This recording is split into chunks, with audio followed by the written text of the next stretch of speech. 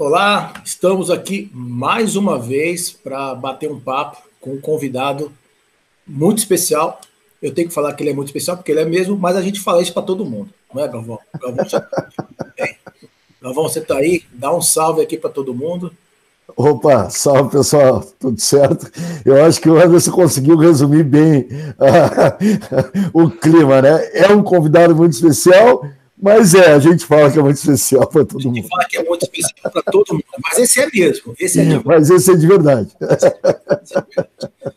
O nosso convidado, a pessoa que nos deu a honra de conceder para a gente essa entrevista, esse bate-papo que a gente espera fazer em 1 hora, né?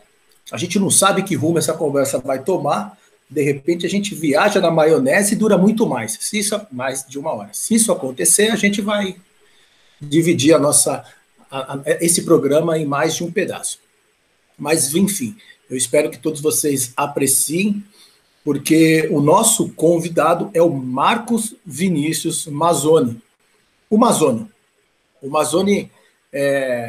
eu confesso que eu não conheço o Mazzoni há tanto tempo, como o Galvão. O Galvão conhece o Mazzoni há muito mais tempo que eu. Mas eu tive a oportunidade de conversar com o Mazzoni recentemente, através da Conflos, no evento que a gente organizou. E o Mazzoni ministrou uma palestra que foi uma das melhores palestras, né? Eu tive o prazer de assistir a palestra do Mazzoni inteira, que eu fiquei ali transmitindo. O Galvão sabe, a gente transmitiu quase 45 horas de palestras e tal, e a gente não consegue assistir todas, mas eu tive a felicidade de assistir essa palestra do Mazzoni, que eu vou repetir o nome. Como construir cidades inteligentes através do software livre. A gente não vai falar sobre essa palestra somente, ele vai acabar tocando nesse assunto em algum momento, mas enfim, vamos lá. Para quem não conhece o Mazzoni, eu vou fazer um pequeno resumo aqui. O Mazzoni, ele é formado em administração de empresas, pós-graduado em Tecnologia da Informação pela Fundação Getúlio Vargas e em Gestão Empresarial pela Universidade Federal do Rio Grande do Sul.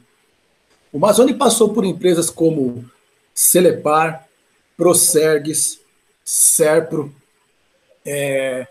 Enfim, o cara tem uma bagagem fantástica sobre esse cenário que a gente gosta tanto de falar, e fizemos até um evento sobre isso, que é a Conflos, né? Então, Mazzoni, agora o Galvão já deu o seu salve, e agora dá o seu salve aí para todo mundo ver você.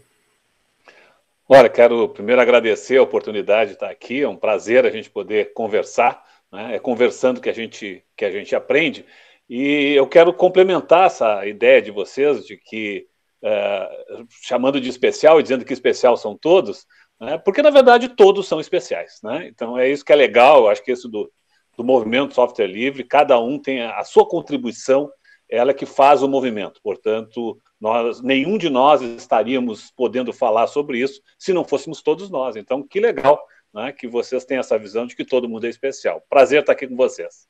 Legal, Mazzoni. Mazzoni, a gente sempre gosta de começar pelo começo, né?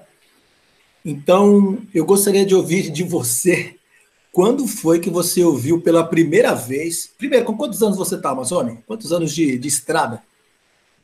Eu tenho 59 anos, faço no final do ano agora 60. Um jovem. Quando você ouviu falar pela primeira vez em software livre?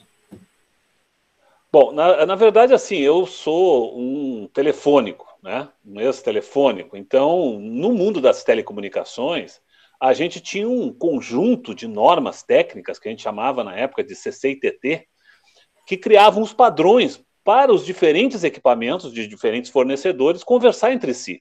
Então, quando eu fiz, por exemplo, o projeto da Central Matriz Porto Alegre, eu fiz o projeto da Central Caxias do Sul, que é uma central trânsito, Tandem, eu não precisava me preocupar com o fato dessas duas centrais, por exemplo, ter uma marca, e a central de comutação internacional no Rio de Janeiro ter outra marca. E nem qual era a marca de origem da central que eu iria fazer uma ligação. Então, essa quantidade de padrões, quando eu fui para a informática, eu tive o primeiro contato com um negócio chamado padrões abertos, né? Então, a gente fez um movimento, na época eu era diretor da Procempa, do município de Porto Alegre, e a gente começou a fazer aquelas migrações todas do mainframe para plataformas menores, né, plataformas baixas, como a gente chamava na época, e a gente começou a ver, pô, mas se eu boto um banco de dados, eu tenho que ter o meu sistema operacional, era muito, muito diferente, né? Então a gente entrou naquele movimento dos padrões, né, dos padrões abertos. O movimento não deu muito certo. Para quem é novo na área de tecnologia, seria, por exemplo, hoje o Banco SQL Server, né, os bancos SQL, os padrões SQL, né, ANSI SQL, são ainda oriundos disso, mas só para ter uma ideia, a gente tinha um padrão OSI de transmissão, e o que valeu foi a Ethernet, né? Felizmente a Ethernet virou um padrão de mercado, mas aí surge, né, quando eu vou trabalhar na prefeitura de Porto Alegre, surge alguns comentários sobre essa questão do software livre, e aí eu vou para o governo do estado, eu vou assumir a Procergs lá em 2003. Uma situação muito, muito terrível para nós todos, porque nós tínhamos gerido a administração de Porto Alegre e tínhamos conseguido, quem conhece Porto Alegre sabe o que eu vou dizer, tem uma obra chamada Terceira Perimetral, a gente conseguiu que o Banco Mundial nos desse uma parte do financiamento, a gente modernizou muito Porto Alegre. E aí nós chegamos a ser a segunda cidade no mundo, só atrás de Barcelona, de maior informatização municipal. E para a época, né, claro que se a gente olhar hoje, não tem esse impacto, mas para a época era isso, por exemplo, 50 quilômetros de fibras óticas, foi um projeto, eu tive em Copenhague para copiar o projeto de Copenhague, eu como telefônico fiz os projetos da rede, né, não era em Ethernet, né, era em ATM que a gente fazia, então nossa rede era 1.2 GB, nós achávamos que estava muito bem. Quando a gente vai para o governo do estado, o que acontece é que, bom, nós fizemos um upgrade, aquela administração fez um upgrade, né? Então eu, que era da Procempa, virei Procergs, o secretário da Fazenda do município vira secretário da Fazenda do Estado, então todo mundo fez o upgrade, todo mundo me olhava e dizia, bom, mas nós queremos agora aquela mesma informatização que a gente tem em Porto Alegre, e para vocês terem uma ideia, o número de equipamentos que tinha no estado do Rio Grande do Sul era parecido com o número de equipamentos que tinha no município de Porto Alegre. Então era impossível atender tudo aquilo. E aí nós começamos a tentar ver fóruns, como é que a gente podia conseguir financiamentos externos e tal, como é que a gente podia cooperar mais entre si. Eu comecei a ir um pouco para o Rio de Janeiro, que nós tínhamos companheiros lá na gestão do Rio de Janeiro, que a gente pudesse trocar informações. E aí tinha um amigo meu, pessoal, que ele, toda vez que eu ia ao Rio de Janeiro, ele me convidava para tomar um chopp, né, chamado Djalma Valois. E ele dizia, mas olha, eu tenho a solução para vocês não precisam comprar licença para fazer tudo que vocês têm que fazer. Eu, na verdade, optei muitas vezes em tomar chopp e deixar o Djalma falar. Até um dia que eu acho que eu devo ter tomado chopp demais e acabei concordando com o Djalma. Então tá, Djalma, vou te levar para Porto Alegre, tu vai fazer um seminário com os meus funcionários lá da Procergs e nós vamos ver o que a gente consegue fazer. E aí começou, aí a gente entrou de cabeça no processo de software livre, de software de código aberto, eu passei a fazer parte das comunidades, na época a gente discutia as interfaces, então eu fazia parte da comunidade GNOME, a gente tinha um sistema operacional Linux baseado assim, em algumas soluções bastante duras, não era como é hoje, mas nós tínhamos um provedor no Rio Grande do Sul chamado VRS, que a gente botou todo ele em software livre, então começamos ali a nos engajar efetivamente, né? E foi um primeiro susto, mas uma grande alegria, porque é isso, a gente começou a conhecer as pessoas, conhecer as soluções, e aí é empolgante, né? Aí realmente, daí para diante, eu não saí mais desse mundo do software livre, apesar de gerir empresas grandes, como no caso o Serpo. Eu falei aqui no começo do nosso bate-papo que você passou por algumas empresas aí, citei, né? Porém, eu não falei o que você foi lá, e você também acabou não falando, mas você foi presidente da Procergs, não é isso? Isso, eu fui presidente da Procergs, eu fui diretor-presidente da Celepar no Paraná, né, que foi uma experiência muito interessante também, e fui diretor-presidente do Serpo, né, então são grandes empresas de TI públicas, né, e na Procempa eu fui diretor técnico, exatamente pela minha experiência com a área de telecomunicações, eu sou considerado aquela turma muito mais da infra do que do software, né? Então fui aprendendo a questão de software ao longo desse processo. Você contou aí do seu encontro com o Djalma, né? quando foi que você ouviu falar pela primeira vez em software livre, que foi aí num dos tragos aí de chopps, né?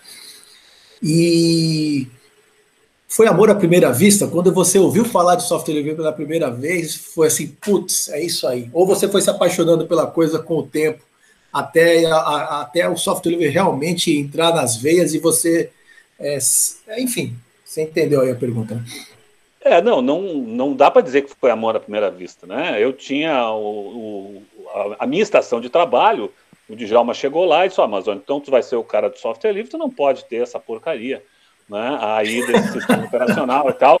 Então vamos botar um aqui maravilhoso. Botou na minha máquina um negócio chamado Slacker, né? Que eu não conseguia imprimir nada, porque tinha que montar a impressora, tinha que montar o disco, tinha que montar. Eu não sabia fazer essas coisas. Então eu apanhei muito no início, até começar a aprender, e não só eu aprender, mas também os softwares começarem a ser mais maleáveis, serem, né, de melhor qualidade, porque também o software livre começa naquele momento uma coisa muito assim, olha, isso aqui é para quem entende, isso aqui ele é tão melhor que isso aqui é para quem entende, só que esquece que o usuário, né, não entende e não tem necessidade de entender. Então, por isso que a gente apanhou muito também no início, né? A gente não queria ter muitas facilidades, o pessoal dizia, não, mas isso aqui não tem o mesmo tipo de janelamento que nem tem lá o da Microsoft. Aí o pessoal do software livre dizia, mas da Microsoft é uma porcaria, o nosso é muito bom, só que o nosso muito bom era muito duro, né? Para quem era leigo não sabia mexer. Então, esse início foi sofrido, mas a gente foi conseguindo, aprendendo, né? E se apaixonando efetivamente, né? Porque aí tu sai do sentimento inicial que nós entramos no software livre, foi muito em cima da sua gratuidade, né? Muito em cima da sua gratuidade e dessa não prisão a algumas marcas, alguns fornecedores. Mas quando a gente começa a aprender que isso é o menos importante, né? Que o mais importante é a questão da cooperação, da liberdade, né? do poder usar para as diferentes coisas, das 4 liberdades fundamentais do software livre, né? Então a gente vai aprendendo isso e aí sim, aí a gente vai se apaixonando. Aí tu deixa de ser um usuário de sistemas que tu imagina ser mais barato, mais barato, mas não é esse a grande questão, né? Mas tu passas a entender o que é o conhecimento coletivo, o conhecimento compartilhado, se apoiar nos ombros dos outros, né? Aí é apaixonante. Eu sempre gosto de falar com pessoas que têm diferentes pontos de vistas, né? E a gente fala com muitas pessoas de software livre. E quando a gente pergunta para a pessoa o que é software livre, cada um fala a mesma coisa, né? Porém de formas diferentes. E tem aquele cara que fala de um jeito um pouco mais filosófico, aquele que fala de um jeito um pouco mais técnico. Mas eu queria ouvir de você o que é, na sua concepção, na essência, né? O que é realmente software livre e que, a partir daí, você já começa a falar um pouco também de como que você encara o software livre nesse processo todo que a gente está vivendo de transformação digital, onde todo mundo agora fala sobre internet das coisas, inteligência artificial, big data, machine learning, e eu gostaria que você também entrasse um pouco no que você falou na Confluosk sobre cidades inteligentes, que está dentro disso tudo, né? O software livre, ele, claro, ele vai ganhar uma interpretação de cada um de forma diferenciada, até pelo seu contato, pelo que ele pretende com o software livre, né? Como ele pretende a utilização do software livre. Então, é natural que as pessoas tenham interpretações diferenciadas e a gente tem que entender isso. Tem o usuário do software livre também, que não é um desenvolvedor.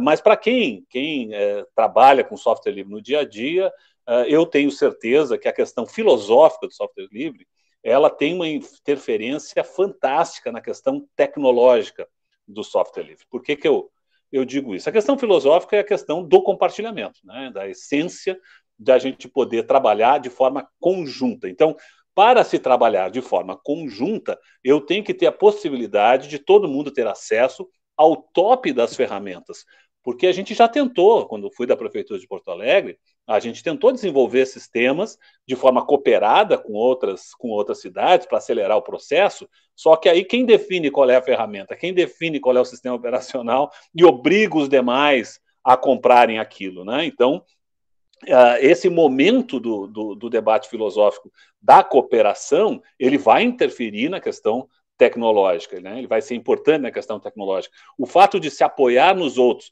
porque muitas vezes tem projetos em software livre que não funcionaram ao longo da história, porque as pessoas acharam que a questão software livre era o código. A questão software livre não é o código, é a rede de cooperação. Então, se alguma coisa eu peguei e não está bem como eu queria, eu vou lá e arrumo aquilo que o outro fez, em vez de fazer um novo. Quantos projetos de software livre replicado vocês conhecem no mundo que deram em fracasso, né? Porque replicaram. Não há necessidade disso. Eu posso cooperar, eu posso entrar e escrever o texto junto, né?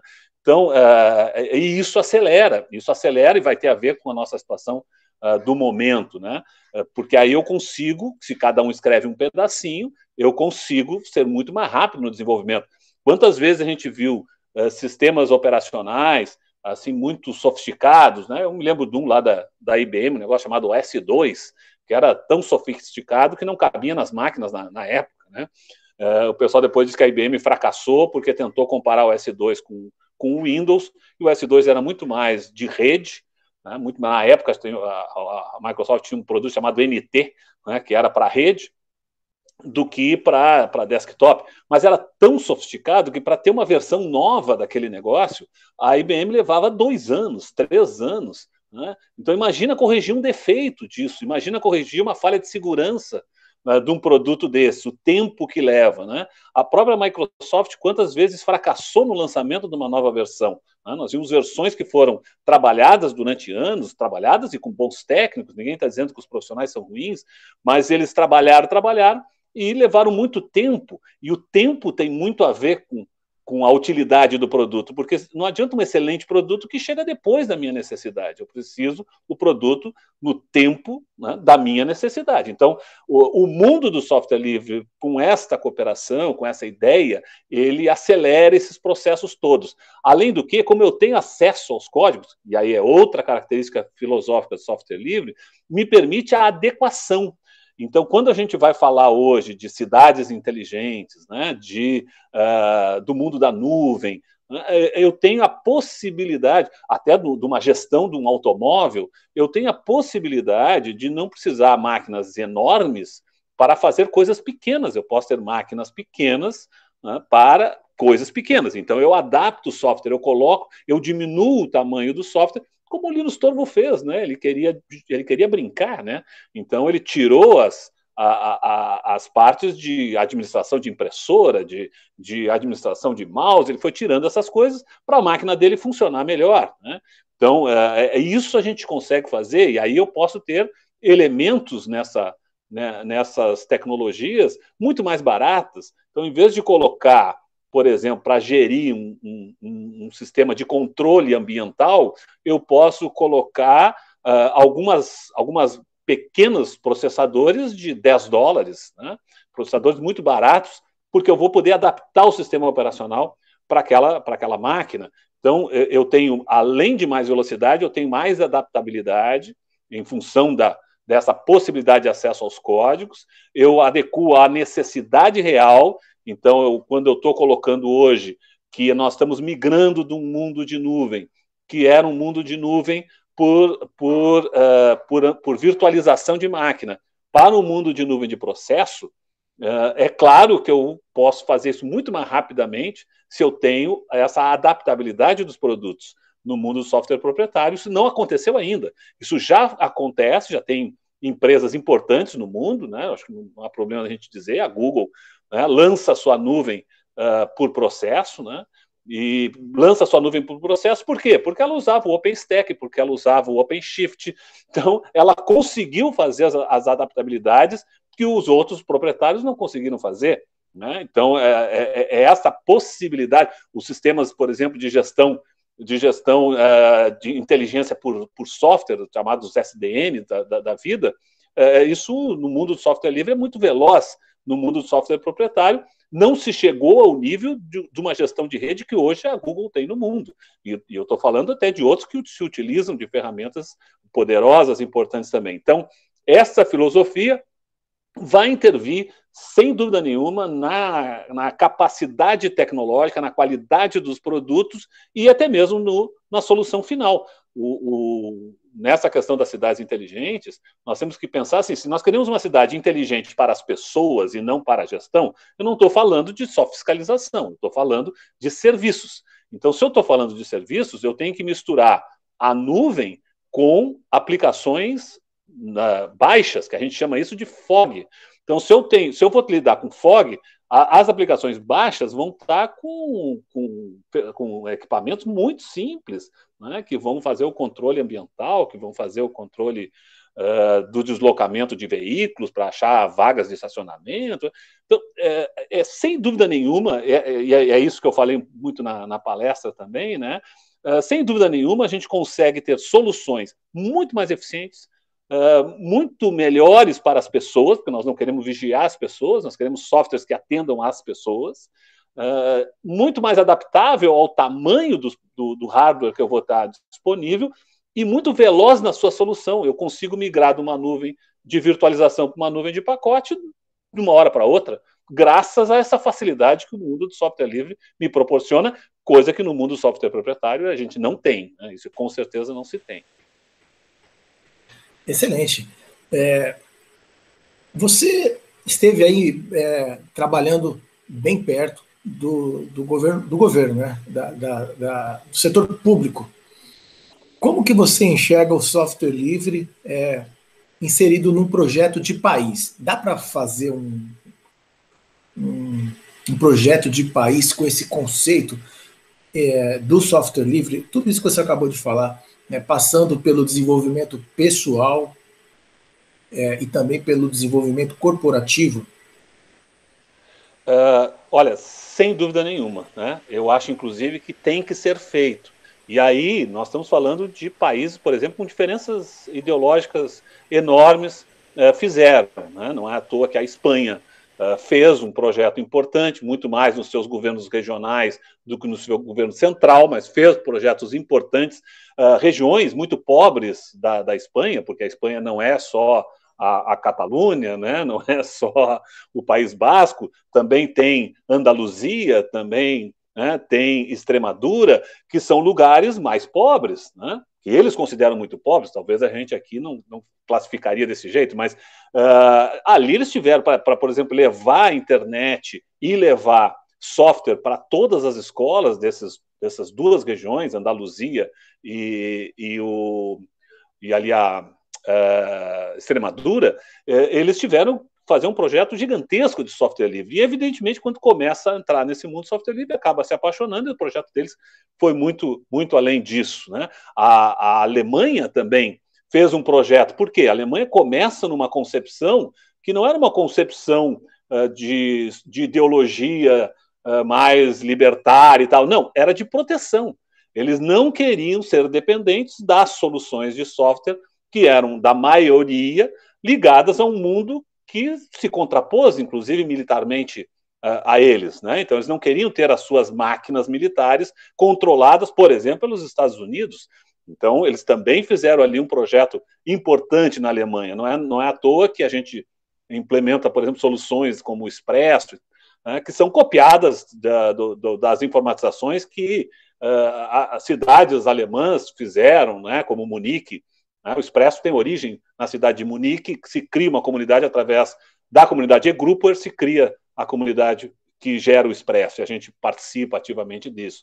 Então, são projetos que valorizam a questão do conhecimento, né? Valorizam como eu aprendo nas minhas universidades, como é que eu vou ensinar, então, o meu povo a conhecer aquilo, porque, veja bem, um banco de dados relacional é um negócio que, quando eu estudei, tu é muito jovem, tu não vai ter essa mesma percepção que eu, mas quando eu estudei no ensino primário, na minha época, hoje é fundamental, mas no ensino primário, me ensinaram um negócio chamado teoria dos conjuntos, e a gente achava aquilo ridículo. O que nós íamos usar aquele negócio, isso pertence, isso não pertence? Eu quero saber a matemática tradicional. Bom, banco de dados relacional nada mais é do que teoria dos conjuntos. Alguém privatiza isso, né? Se apropria disso e nos vende produtos que fazem a teoria dos conjuntos. Então, se eu consigo, no mundo do conhecimento universal, que deveriam representar todas as universidades, mostrar que aquela teoria dos conjuntos ela tem uma utilidade prática através de um software chamado banco de dados, e eu abro a possibilidade das pessoas conhecerem isso, eu estou expandindo o conhecimento universal, né? Estou fazendo com que o país evolua em termos de conhecimento. Eu vou te dar um exemplo que nós somos exemplos mundiais disso, apesar de todo o marketing norte-americano contra essa ideia, mas a aviação, nós somos um exemplo mundial, né? Porque muitos vão dizer, não, mas é doido, o Santos Dumont não foi o primeiro a voar de avião. Os irmãos Wright voaram 3 anos antes. É verdade, mas para os irmãos Wright voar 3 anos antes, eles precisavam, e eles queriam ter uma patente para vender. Eles não queriam ter um produto aberto. Então, o que eles fizeram? Eles pegaram tudo que existia e tentaram criar algum elemento que eles pudessem fechar. Esse elemento que eles pudessem fechar foi o elemento de fazer curva nos fly. Os flies, para fazer suas curvas, eles torciam as asas. Era assim que o fly fazia a curva. Imagina um avião hoje de 300 lugares torcendo asa para fazer curva. Seria praticamente impossível. Os flies voavam muito bem, para 2 pessoas, no máximo 3 pessoas, voavam muito bem. Ah, mas o pessoal diz que não era legal porque ele era catapultado. Bom, mas era um problema tecnológico dos motores, mesmo norte-americanos, que eram muito mais fracos que os franceses. O Santos Dumont não estava nem aí para esse negócio do mais pesado, né? O negócio dele era mais leve que o ar, eram os balões, né? Ele tinha feito coisas maravilhosas, como ele fez aquele voo, né, com o número 9, que ele ganhou um prêmio muito grande, e ele pegou e deu 40% do prêmio que ele ganhou para todas as pessoas que trabalhavam para ele distribuiu, e os outros 60%, ele, em vez de embolsar, ele foi nas casas de penhora em Paris e comprou todas as ferramentas de trabalho que estavam penhoradas e devolveu para as pessoas. Então, o Santos Dumont era realmente a figura da época, né? O governo francês, que não queria pagar a patente para o governo norte-americano, chamou aquele brasileirinho doido e disse para ele, não, tu vai fazer o tal do mais pesado que o ar, voar, né, de forma sustentável, porque já existiam planadores, né? O que ele fez? Ele pegou o balão dele, número 14, e te pendurou um troço atrás, né, um anexo, por isso que é 14 bis, né, bis em francês é anexo. Ele te pendurou aquele negócio atrás com tudo que já existia de tecnologia. O Santos Dumont misturou as tecnologias. Como é que o Santos Dumont vai fazer as curvas? Como os planadores faziam, que é uma tecnologia que vem da náutica, chamado ailerons. Então ele mistura aquilo. Para sustentação era o normal, como todo mundo fazia, Pitot, Venturi, todas as tecnologias disponíveis na época, usa inclusive roda, né? tudo que existia. Quando ele é chamado para fazer a patente do seu avião, o que o Santos Dumont resolve fazer? Ele morava naquela avenida principal em Paris, chamada Champs-Élysées. Hoje, até eu sempre brinco, quem for a Champs-Élysées pode ir descendo a Champs-Élysées em direção aos Campos Elíseos, lá em direção ao Louvre, e vai encontrar uma loja gigantesca à sua direita, chamada Louis Vuitton. Não entre, é caríssimo, aquilo, qualquer coisinha ali vai acabar com o teu passeio. Atravessa o outro lado da rua, tem uma plaquinha assim, aqui morou o pai da aviação. Se pegar pelo aquele mesmo lado da rua, do outro lado tinha o Clube de Aviação de Paris. O Santos Dumont, quando ele foi pressionado, ele disse, olha, eu sou brasileiro, não cobrei nada para fazer esse negócio, não estou nem aí para isso aí, acho que é um empreendimento legal, mas não vou cobrar do mundo essa minha invenção. Ele escreveu nas revistas técnicas, na revista técnica do Clube de Paris, todas as especificações do Demoiselle, porque ele já tinha feito o upgrade para o Demoiselle. Escreveu todas as especificações do Demoiselle e escreveu embaixo, é possível copiar, é possível alterar, não é possível patentear. Esse é um bem que eu deixo à humanidade, né? Então, a tecnologia que nós vamos hoje é Santos Dumont. A tecnologia que nós vamos hoje é aberta, né? Então, e por isso que ela evoluiu tão rapidamente. Talvez por uma direção que não era muito o que ele queria, mas isso é um pouco também de fantasia, porque, na verdade, ele tinha um problema sério né, ele sofria de esclerose múltipla e com 30 e poucos anos ele foi proibido de voar. Então, aí ele entra em depressão. Não é muito porque o avião foi usado e tal. Mas é uma experiência fantástica. A mesma coisa valia aqui para o nosso centro de tecnologia aeroespacial, foi daí que saiu a Embraer, né? Então, se um país tem um projeto para si, ele tem que pensar na questão do software livre, né? Bom, mas aí tu vai me perguntar, mas por que não é todo mundo que pensa assim num país? Bom, porque realmente o software livre tem um negócio que é muito complicado, que é muito difícil para o software livre, que não existe verba de marketing para software livre. Então, o pessoal não leva ninguém para passar uma semana em São Francisco, o pessoal não vai para Seattle, o pessoal...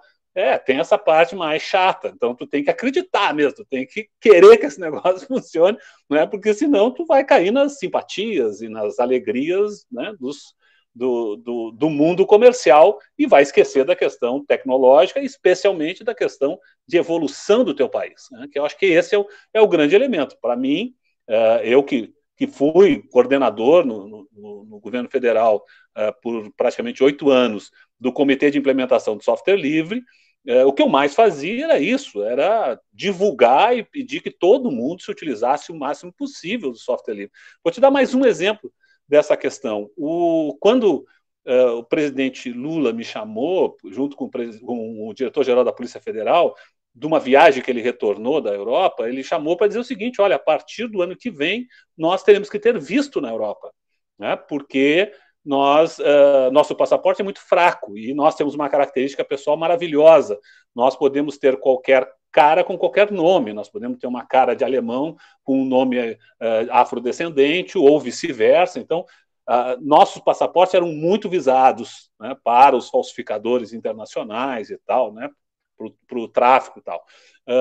O que a gente fez na época? Nós tínhamos 1 ano para fazer todo um projeto que já tinha sido tentado em vários governos e não tinha dado certo, porque entra as questões econômicas, a disputa das licitações e tal. O que eu fiz foi simplesmente pegar o passaporte português e copiar.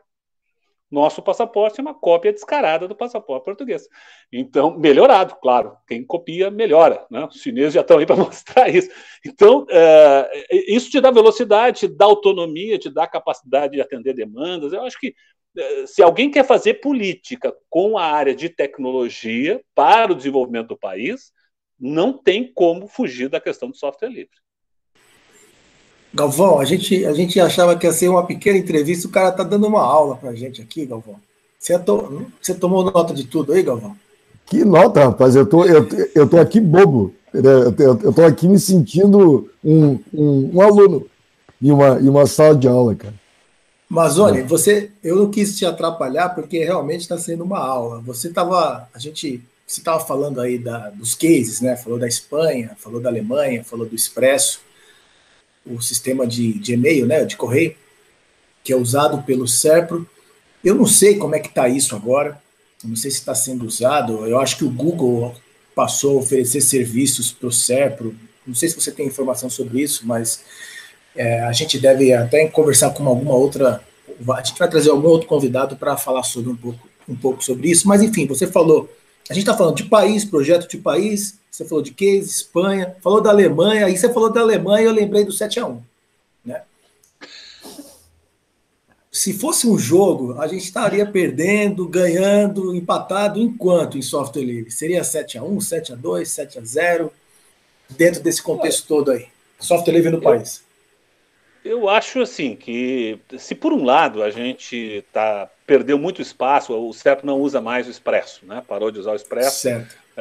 Usa uma outra ferramenta que não é do Google, é uma ferramenta que tem origem no software livre, mas usa uma versão distribuída por uma empresa norte-americana. Então, não é a mesma versão que tem aberta, mas ela tem uma versão aberta.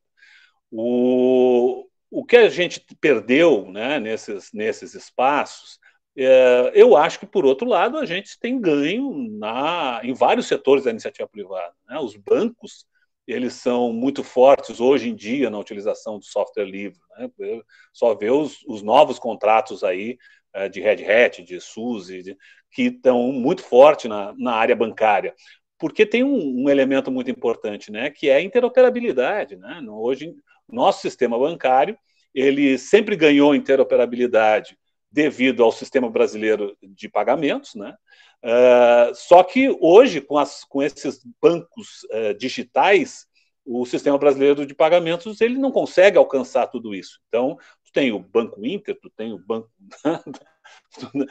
tem muitos bancos novos aí. Então, para se ter mais flexibilidade e interoperabilidade, eu poder entrar com um banco novo sem passar por todas as regras do sistema brasileiro de pagamentos, o uso de tecnologias abertas é fundamental, porque aí eu vou estar me comunicando de forma muito mais rápida e através de padrões abertos. Então, o setor bancário evolui pesadamente no uso do mundo do software livre, né? Os próprios grandes fornecedores, eles se utilizam de ferramentas cada vez mais importantes de software livre. Nós estamos falando aqui pela plataforma da Google, né? Por mesmo que a Google não seja uma empresa que faça distribuição de software livre, ela usa intensamente software livre, né?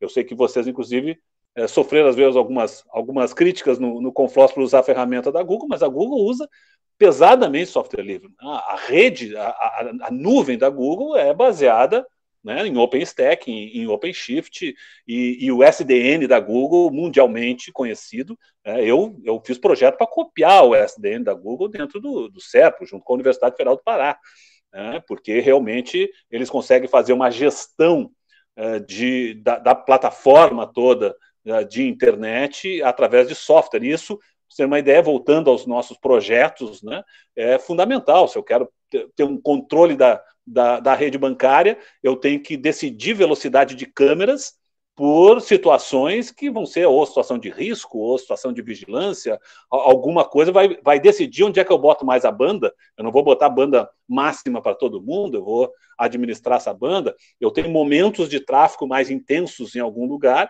que eu vou gerir esses momentos de tráfego. Eu passei 9 anos no SERPRO, nós tínhamos momentos de tráfego na entrega das declarações do imposto de renda que nós não tínhamos em situação normal. Em compensação, nas situações do dia a dia, era a questão dos portos, né? Então, entrada e saída de navios, a entrada e saída de mercadorias do país, pelo Siscomex. Então, eu precisava administrar, e a gente não tinha muito essas ferramentas de administração. Hoje, essa ferramenta de administração, o software livre, é a mais importante que tem no mundo, e o grande exemplo de utilização é a própria Google, porque precisa resiliência, né? Às vezes as pessoas não entendem a diferença de nuvem e de internet, né? A nuvem não tem resiliência, a internet não precisa de resiliência, a nuvem ela precisa de resiliência. Não interessa se cai ou não cai. Para o usuário final, não pode mostrar que caiu, né? Mesmo que caia, e cai.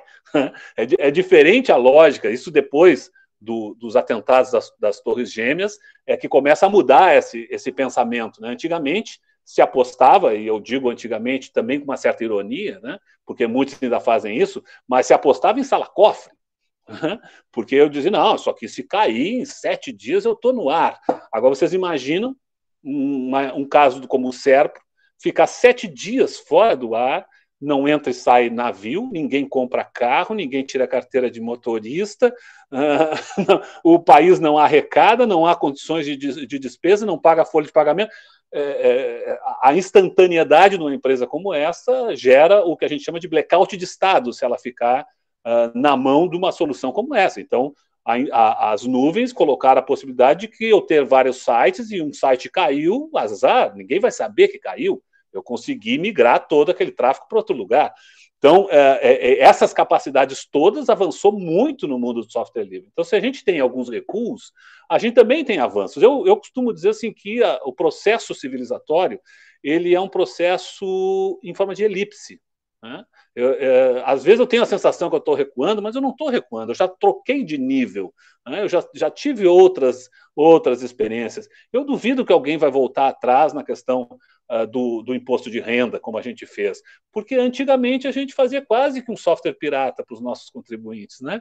Agora eu distribuo um software que é livre, eu posso distribuir. Antes eu distribuía um produto que eu não podia distribuir. Imagina, são 28 milhões de pessoas que fazem as suas declarações, 70 milhões ao todo para aquelas pessoas que não têm declaração a fazer em termos financeiros, mas que fazem declaração, né? São as declarações dos isentos.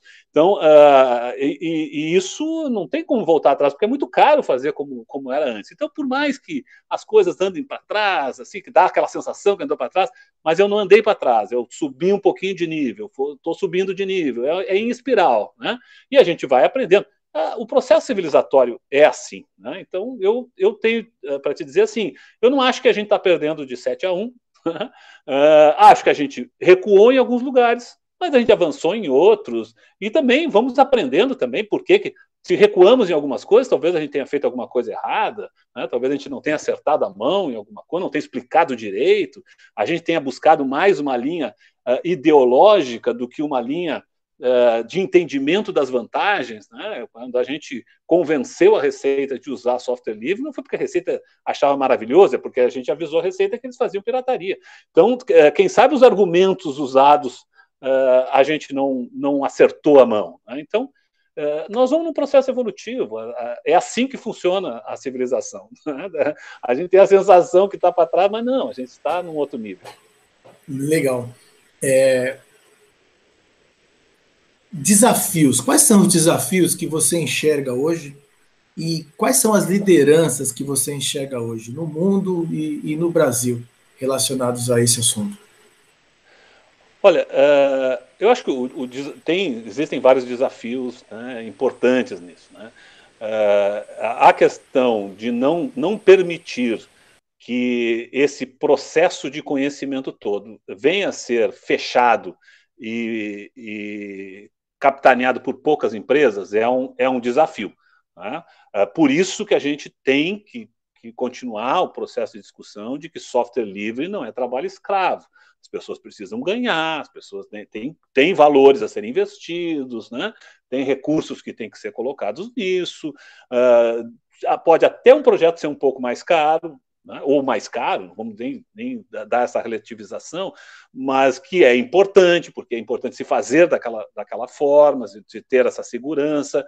Então, eu acho que são desafios ainda de conhecimento e não permitir que pequenos grupos se apropriem dessa ideia maravilhosa do software livre. Mas permitir, sim, que haja remuneração, que as pessoas ganhem recursos, né, que as pessoas sobrevivam.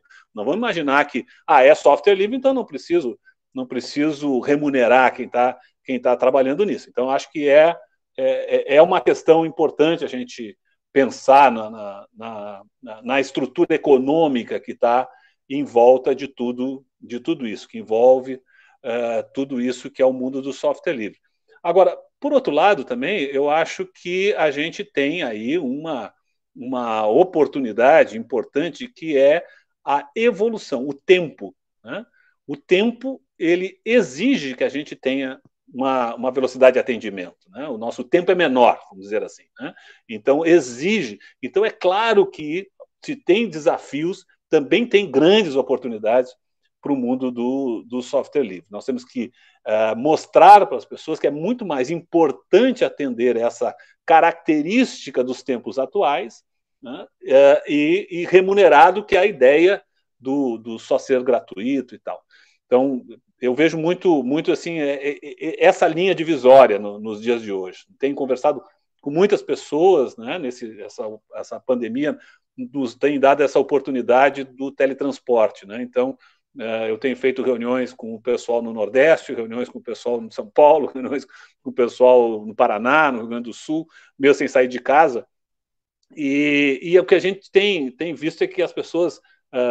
esses dias eu fiz um grande debate na Universidade lá em Alagoas, e vi que como os professores eles estão entendendo mais essa lógica do conhecimento livre, né? Que eles achavam, não, mas eu recebo os códigos, então não preciso me preocupar, né? Eu não pago pelos códigos.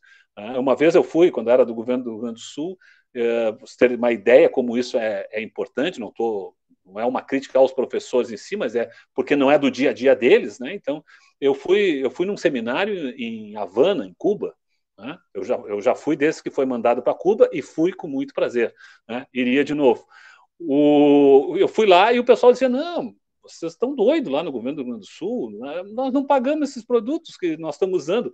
Disse, não, gente, na nossa sugestão aqui é que vocês tenham independência, vocês pagam se quiserem, né? Vão ter produtos que serão comerciais, né? Que vão continuar sendo comerciais, que não há interesse de massificação, então, ok, são espaços. Eu nunca achei que o mundo seria só de um lado ou só de outro, né? O que eu sempre quis foi ter a oportunidade de escolher, né? E isso o software livre nos alcança, a oportunidade de escolher. Então, eu acredito assim que nós temos alguns desafios nessa questão econômica e intelectual, nas universidades, né? Mas temos muitas oportunidades porque a velocidade, né, do que a gente está vivendo proporciona isso. E mais um detalhe que eu acho que é importante disso, a mudança do processo econômico também que a gente está vivendo, né? Nós estamos saindo de um processo de capitalismo de produção para um processo de capitalismo financeiro e de vigilância. Então, cada vez mais as pessoas vão querer saber o que esses códigos fazem, né? Esta disputa entre a Cisco e a Huawei, eu sempre brinco dizendo assim, olha, é difícil torcer para alguém, né? Porque eu não gostaria de estar na situação de ter que escolher quem vai me vigiar, né? Eu gostaria de poder dizer, eu não quero ser vigiado. Então, eu acho que hoje essa questão que está no mundo das telecomunicações, do 5G, né, dessas possibilidades do mundo da rede em si, dos grandes equipamentos, que hoje acima de 100 gigas, só esses dois fornecedores no mundo, Cisco e Huawei, que fornecem, e, portanto, a velocidade dos grandes nós, que são em torno hoje só de 17 nós no mundo inteiro, que fazem a gestão de todo o tráfego no mundo, e desses 17 nós temos 13 norte-americanos e 4 chineses. Então, eu gostaria de ter uma opção de a gente estar lidando com outro jeito. Eu acho que o software livre, no mundo do software, nos garante isso, e isso vai ser uma preocupação futura. Então, é mais uma oportunidade. As lideranças. Quem você enxerga hoje como liderança? Isso, tu me perguntou das lideranças. Olha, eu acho que isso é mais uma grande oportunidade que nós estamos vivendo. Nós estamos cada vez dependendo menos de líderes nisso, porque, como vocês disseram no início, todos são importantes, né? Então, é o menino lá que está desenvolvendo e que achou uma solução e que a coisa funcionou e ele vai empurrar, né? Eu preciso cada vez menos dessas figuras que foram importantes, né? Eu levei para Porto Alegre várias vezes o Mad Dog, né? Por que eu levava aquelas pessoas? Por que eu criei o Fizzly? Eu criei o Fizzly por uma razão muito simples. Eu queria, o primeiro Fizzly foi para me proteger. Eu criei o Fizzly para me proteger, porque quando eu lancei a tese dentro do governo do Estado do Rio Grande do Sul, que nós iríamos apostar no mundo do software livre, as resistências não foram só das empresas privadas, as resistências foram, inclusive, dentro da estrutura do próprio Estado do Rio Grande do Sul, né? Então, eu criei um evento para dizer o seguinte, gente, tem mais doido, se eu sou doido, e tudo bem, acho que o mundo precisa de doido para ser alterado, né? Aristóteles já dizia isso, né? Que as pessoas sãs, elas não alteram o mundo, né? São os doidos que alteram o mundo. Então tá bem, se eu estou nesse mundo que vocês estão me chamando de doido, vou considerar isso um elogio, mas tem mais doido além de mim. Então, naquela época era muito importante isso. Hoje, essas pessoas são quase que silenciosas na rede. A cada instante está surgindo coisas novas. Eu nunca vou me esquecer que nesse afã da gente divulgar, né, o que estava sendo feito, o que não estava sendo feito, eu fui atrás do Linus Torvalds. Ele estava num evento nos Estados Unidos, lá em São Francisco, chamado Linux World, né? Bom, primeiro, quando eu cheguei na Linux World, o meu primeiro susto foi que o principal stand era da Microsoft, na Linux World em São Francisco, né? Porque eles estavam mostrando como eles tinham capacidade de operar com sistemas também em software livre, né? Então, lá eles já vinham com esse negócio. Isso nós estamos falando lá em 2002, né? Mas aí, quando eu perguntei para o Linus Torvalds se ele podia ir a Porto Alegre, né, se ele podia nos dar a alegria da presença dele, ele me disse uma coisa que para mim ficou muito marcada. Ele disse assim, olha, eu não preciso ir. porque eu não estou fazendo mais nada, eu já fiz, o importante agora são vocês. Né? Então, façam vocês, que isso é muito legal. Ele estava trabalhando com hardware, com, na verdade, o desenvolvimento de chip nos Estados Unidos, e ele não veio. E disse, ó, façam vocês é que são importantes, vocês é que... Eu acho que cada vez isso é mais verdadeiro. Né? É vocês fazendo os eventos eles são fundamentais, não é por nada que eu criei o Feasly, né? Não é por nada que eu criei o Latinware, né? Porque sempre com a ideia de que no início era de proteção e depois conhecer as pessoas, porque tu sabe que uma das nossas grandes capacidades como ser humano que aumenta a nossa potência em relação a todos os outros animais no planeta é a nossa capacidade de cooperar. Né?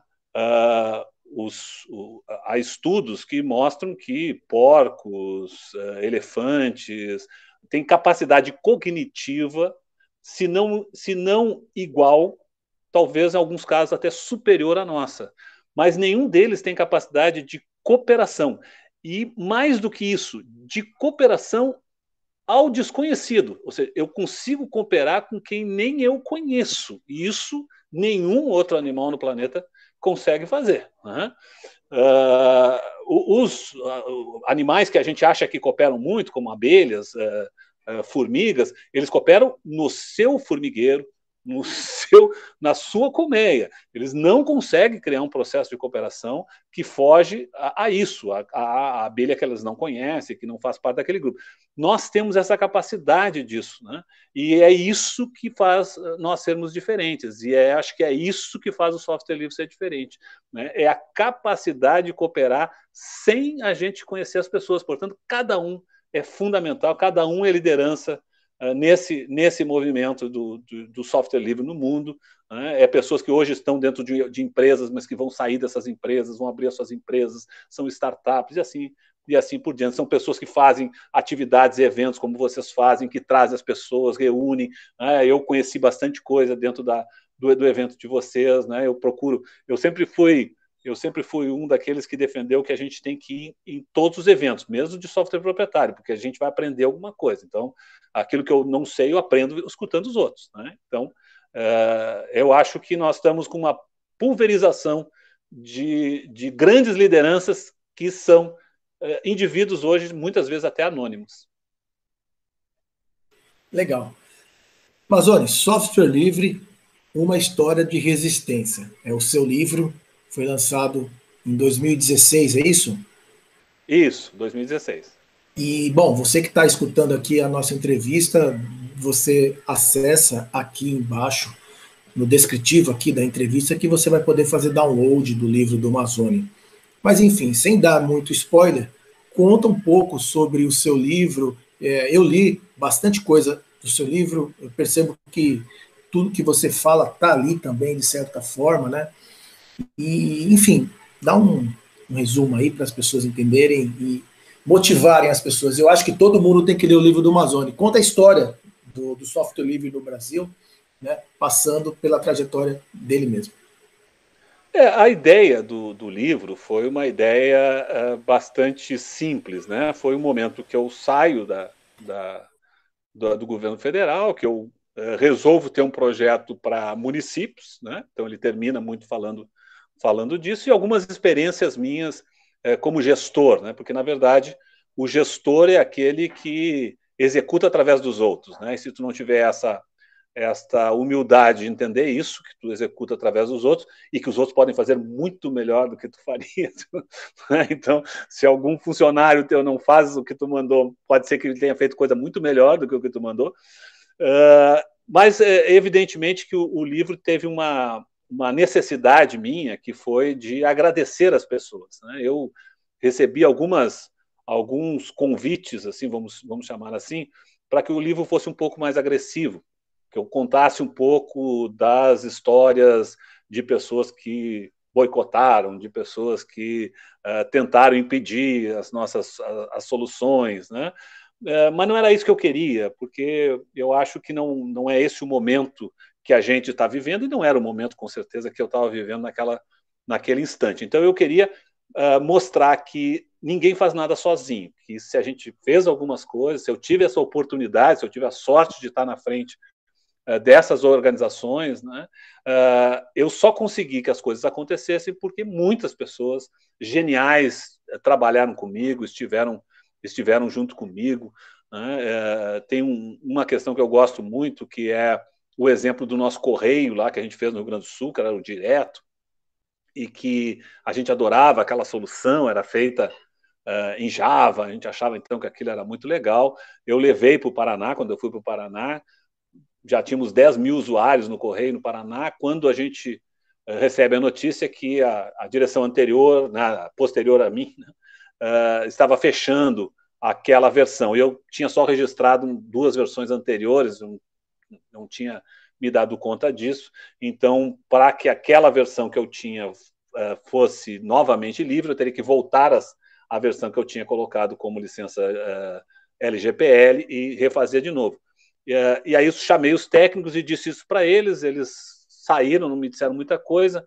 No dia seguinte eles voltaram e disseram, não é nada disso, nós não vamos fazer nada disso, nós vamos pegar a comunidade lá do e-grupo, em PHP, do Expresso, e nós vamos fazer isso. Eu disse, não, mas para quê? Quanto tempo vocês vão levar? Não, nós vamos levar o mesmo tempo que nós ia arrumando o outro. Eu disse, mas e daí?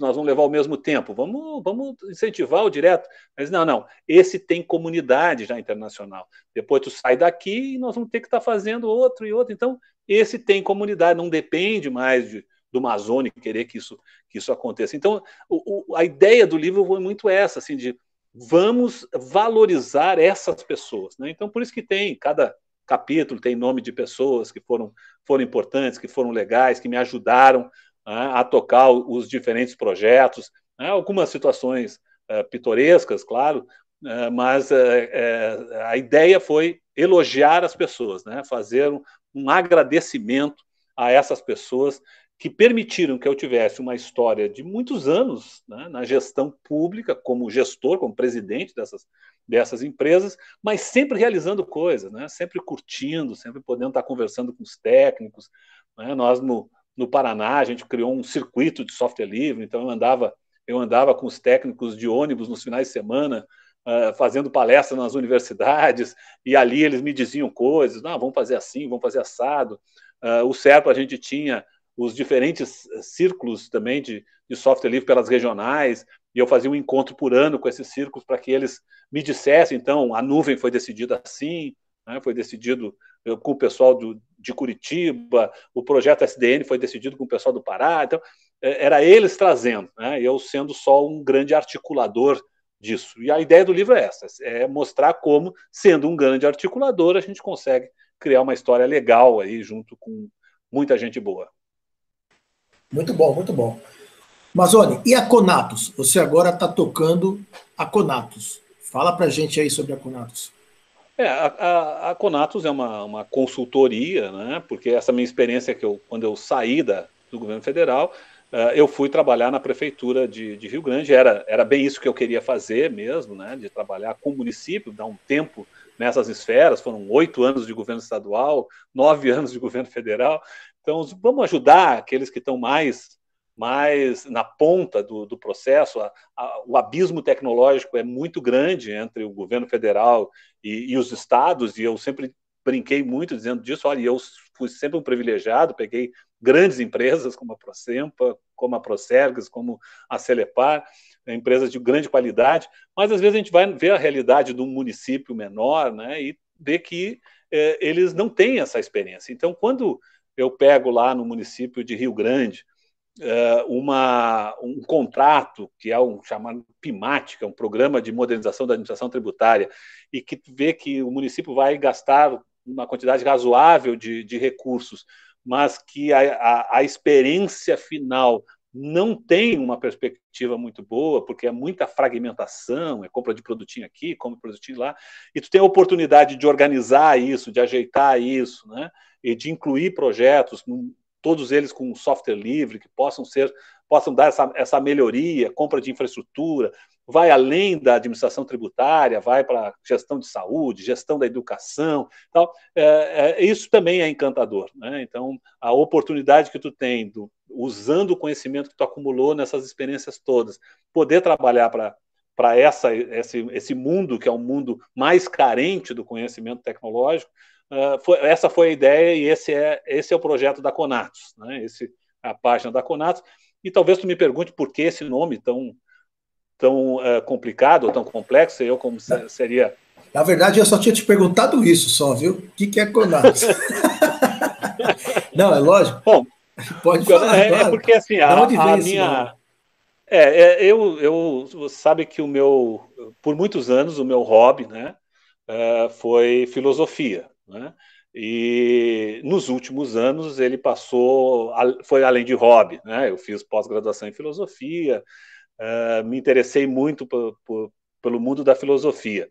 E na filosofia, a gente costuma dizer, os estudiosos costumam dizer, que todos os filósofos, ou os repetidores, como é o meu caso, não sou um filósofo, né? Eu repito coisas que eu aprendo com esses filósofos, eles têm duas grandes bases filosóficas, né? A sua, que é uma construção que tu vai construindo, e de um cara chamado Spinoza, né? Spinoza viveu no século XVII e o Spinoza ele criou um negócio chamado dinâmica dos afetos. E ele diz que a gente tem basicamente dois afetos, né? Coisas que nos afetam de forma a nos alegrar ou coisas que nos afetam de forma a nos entristecer. Se alegra, conforme a intensidade da alegria, isso pode se chamar de um monte de coisa. Se alegra muito é amor, né?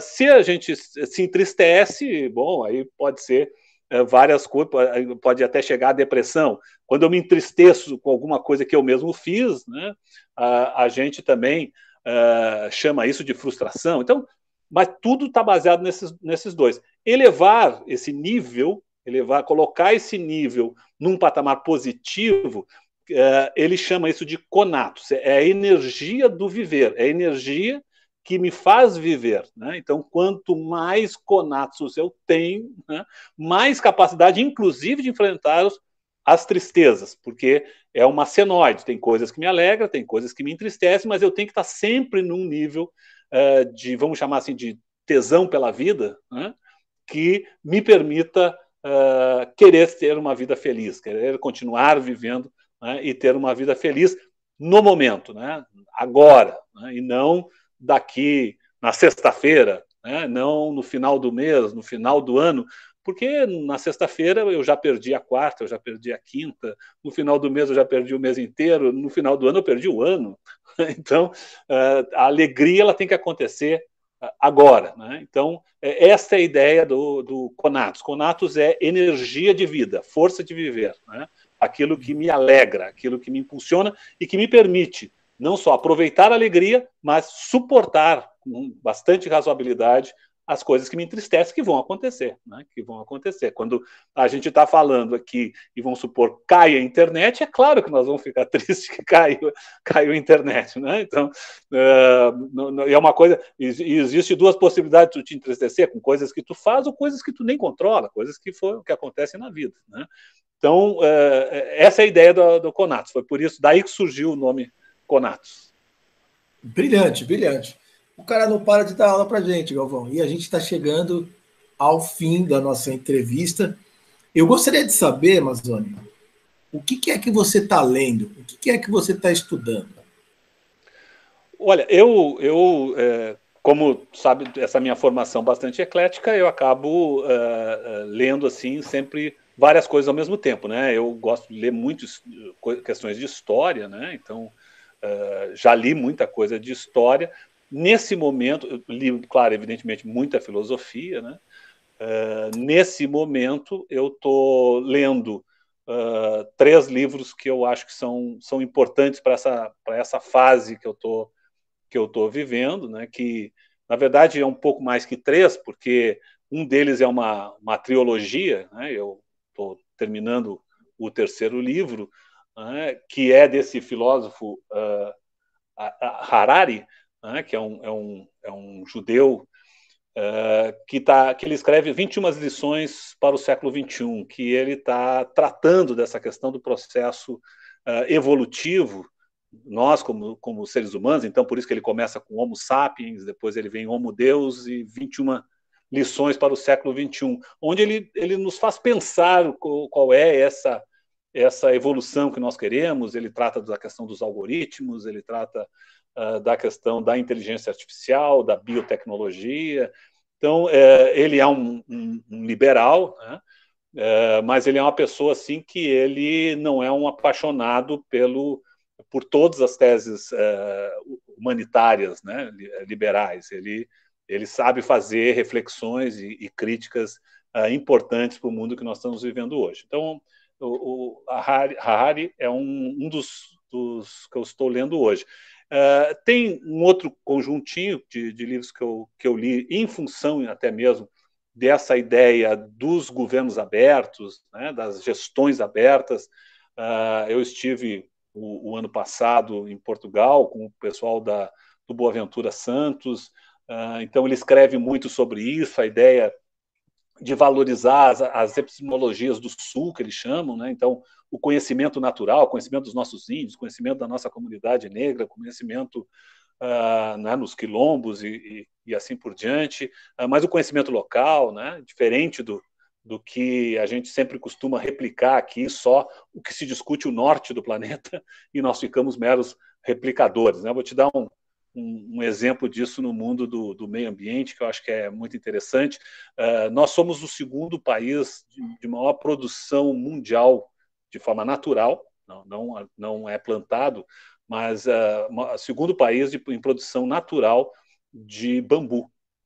E nós hoje temos na nossa cadeia produtiva de bambu em torno de 6 mil pessoas. A China é o primeiro, e eles têm na cadeia produtiva deles 60 milhões de pessoas na cadeia produtiva do bambu. Eles estão fazendo trem-bala de bambu. Então, quando a gente pensa bambu, parece que a gente só quer fazer flauta, né? Mas não, eles estão fazendo trem-bala de bambu, eles fazem construções, eles substituem o aço nas construções civis, né? Eles fazem imóveis, e aí eles fazem casas, né? Empreendimentos e tal com o bambu. O bambu não é uma árvore, o bambu é uma grama. Então, o bambu recupera solo, ele filtra solo, e tu pode colher ele durante 100 anos, que tu não está tirando uma floresta do ar. Bom, isso é um conhecimento que a gente tem local, que os nossos índios têm local, né? E que a gente não aproveita. Então, esse conhecimento é uma coisa que eu tô lendo bastante também. E nos últimos meses eu quis, porque como todo estudo de filosofia que eu fiz sempre é uma filosofia muito baseada, né, no Ocidente, eu estou nesse momento também lendo bastante sobre a filosofia oriental, né, porque tem aí uma origem. O Spinoza, como eu disse a vocês, que é o filósofo que eu gosto, ele tem uma questão, inclusive, com a espiritualidade, que eu gosto muito. Ele não defende Deus transcendentes, ele defende Deus imanentes, coisa que é da cultura dos nossos índios, inclusive, e que o Deus está em tudo, né? Mas que também não vai ter ninguém para te ajudar ou para te julgar, porque ele está junto contigo, fazendo as merdas que tu faz, né? Então, se responsabiliza pela tua vida. Mas a filosofia oriental, que tem origem há mais de 5 mil anos, ela também ela passa do transcendente pro imanente, e tem discussões que nós no mundo da informática eles usavam essa expressão há 5 mil anos atrás, que são os avatares, né? Como é que esses seres eles vêm para conversar com a gente aqui no nosso dia a dia. Então tô lendo esses aí nesse momento. Essa aí é a minha linha de leitura. Excelente, excelente. Depois eu vou pedir para você me passar direitinho, que eu vou pôr aqui também como dica de leitura. Deixar aqui né, para as pessoas que se interessarem, né? Eu tenho certeza que a gente conseguiu falar de todos os assuntos aí que a gente tinha programado durante esse tempo, mas a gente teria mais assuntos para falar, mas não dá para falar por causa do tempo.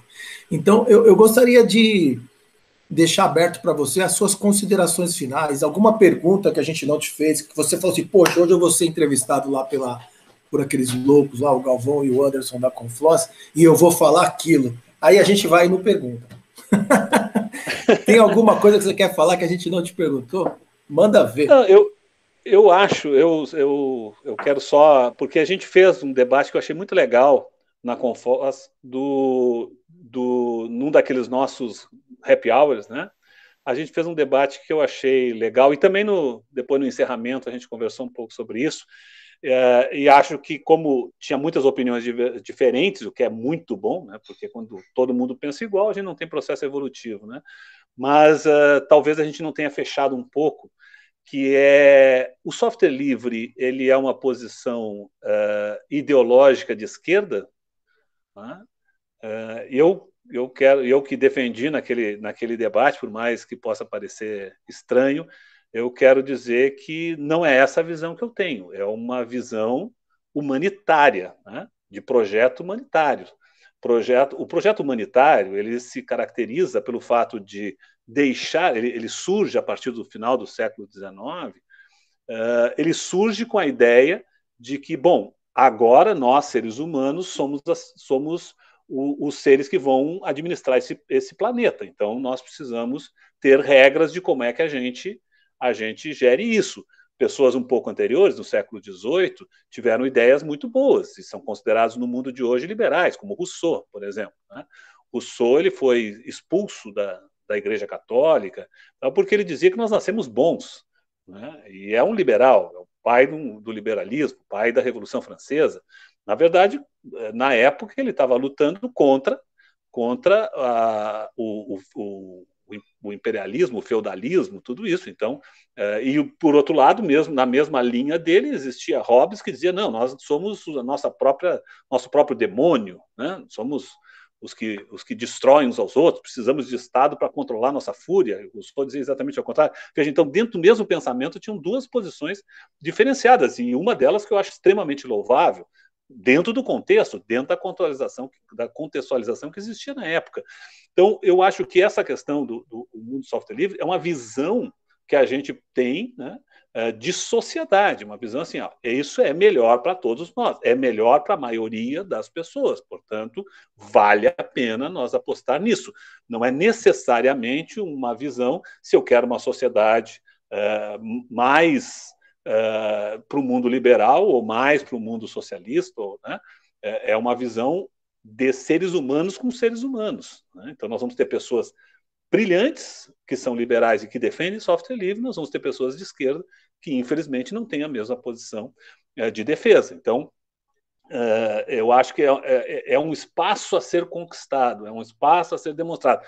É natural que a gente tenha alguns pensamentos que tenham uma facilidade maior de entender a generosidade, tem a facilidade maior de entender o quanto cada um é importante, mas não é uma exclusividade, né? Não é uma exclusividade. Então, era só isso que eu queria retomar do nosso papo que a gente teve, que eu acho que foi sensacional, né? Aprendi muito com os nossos amigos que debateram com a gente, tanto no nosso happy hour quanto no encerramento, né? Mas eu acho que é um processo mais complexo de fazer definição. Não que seja mais difícil, mas mais complexo de se fazer definições, porque nós temos que acreditar nas pessoas, e tem pessoas boas em todas as posições políticas, né? E é por isso que nós vamos evoluindo como civilização. Esse é o processo civilizatório. Vamos aprendendo um com os outros. Sem dúvida nenhuma, Rousseau, né, ensinou Marx, Marx ensinou o John Rawls, que é o pai da social-democracia norte-americana, do Partido Democrata, e assim a gente vai aprendendo um com os outros, pegando aquilo que foi extraído de melhor e tal, e vamos evoluindo como sociedade. Então era isso, e quero, claro, agradecer muito aí a generosidade de vocês, né, de conversar comigo aqui, de me dar esse espaço, né? Eu acho que a gente aprende muito mais quando tem a oportunidade do diálogo, né, do que ensina. Então, quero agradecer muito aí essa oportunidade de vocês. Imagina, a gente que agradece, a gente que agradece. Aqui no descritivo deste vídeo, você vai encontrar os links da palestra que o Mazzoni deu na Confloss, software livre, como construir uma cidade inteligente com software livre. Você vai encontrar também o link para download do livro do Mazzoni, Software Livre, uma história de resistência. E você vai encontrar também o site da empresa do Mazzoni, Conatus. Lá você pode ter contato direto com o Mazzoni, né? E é isso, a gente adorou o seu bate-papo, o nosso bate-papo, a gente adorou o nosso bate-papo. Galvão, você tem alguma consideração final para fazer? Não, só eu realmente queria deixar o nosso muito obrigado aqui, Mazzoni.